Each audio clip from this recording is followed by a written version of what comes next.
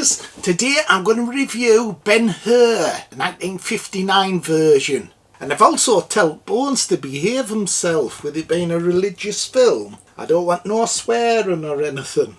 You may conquer the land, you may slaughter the people. That is not the end. We will rise again. Ben-Hur came out in 1959 and is a remake of a silent version that came out in 1925. It's based on the 1880 novel by Lew Wallace called Ben-Hur, A Tale of Christ. The film was directed by Wyler and music by Miklos Rozsa. The film runs 212 minutes. It cost $15.2 million and was the biggest film at the time, and also had the biggest sets. It made back $146.9 million. A day's filming would last between 12 to 14 hours, 6 days a week. There was 100 costume makers, 200 artists for the statues, over 200 camels, 2,500 horses, and 10,000 extras. And the chariot race that lasts 9 minutes is now famous. It was the highest grossing film of 1959 and the second highest grossing in film history after Gone with the Wind. The film won a record 11 Academy Awards, including Best Picture, Director, Actor for Charlton Heston, and Supporting Actor and Cinematography. And it's now regarded as one of the biggest and most successful films of all time. The film stars Charlton Heston, Jack Hawkins, Stephen Boyd, Hugh Griffith and Sam Jaffe.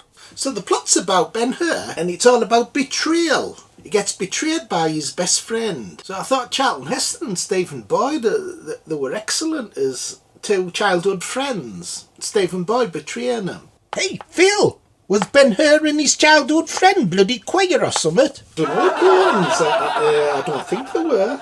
Well, they bloody act like a couple of bloody sissies. So his best friend betrays him because he's trying to go up in the Roman hierarchy. And also, you get the story of Jesus Christ as well as a backstory. So you see his birth, you see him appear in the film giving Ben-Hur some water, and you also see the crucifixion at the end, but it doesn't focus on his face, that's all left symbolic. So this film's all about the spectacle really. Massive film. It's probably the biggest film of its kind. All these historical films do have epic budgets and a massive cast, but I think this one's top of the list.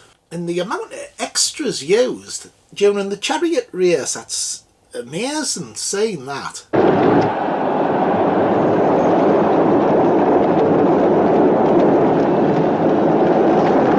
fact, the chariot race reminds me a little bit of the Phantom Menace, the pod race. So the pod race in the Phantom Menace was kind of like influenced by Ben-Hur. But when you say the amount of extras in this film, at first you think, because you're used to CGI in films, like your mind automatically thinks it's an effect, and then a second later you realise no, it's not. It's 1959, and it's amazing when you think there actually are real people in these scenes. Bloody amazing. They'd never make a film like this now. And the chariot race scene's epic. There's a lot of good injury detail in this film. It's not overdone, but it's effective. It's peculiar that when I was watching this film I expected it to be a bit more violent than it actually was. It's quite tame actually compared to some of these historical films, and it was clever that you don't actually see Jesus's face properly. I thought the crucifixion scene could have been a bit more graphic though.